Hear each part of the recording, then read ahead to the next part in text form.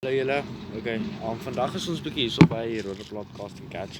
Ons het Sondag ingekom. Ons ry Vrydag weer huis toe. Julle maar net bietjie wys wat hier aan is. So op die onderste hoekie gaan ons 'n plain yellow float gooi. Ons hengel is 5 hoekie. Om vir die visse 'n verskeidenheid goed te gee en ons saam met hom gaan ons ook 'n peach gooi. So ons sit 'n plain yellow en 'n peach onder op die hoekie. En wat ons onder doen, gaan ons bo doen.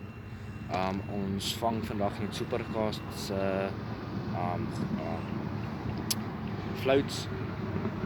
En ons het sover baie lag gehad met hierdie wat ons vandag vir julle gaan wys. So ja. So net hier opkom. Daar is vandag kompetisie aan. Die plek is mooi skoon. Ons vang al jare hierso. Ja, let's go.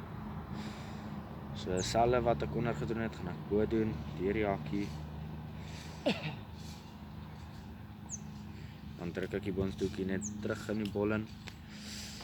Gaan hom op so 50 gooi. Ja, so lyk. So op die onderstoekie het ons daai plain yellow en peach en dan bo op hom ook. Ons gaan hom skoon bol hengel vandag. Niks dip op sit nie. So ja.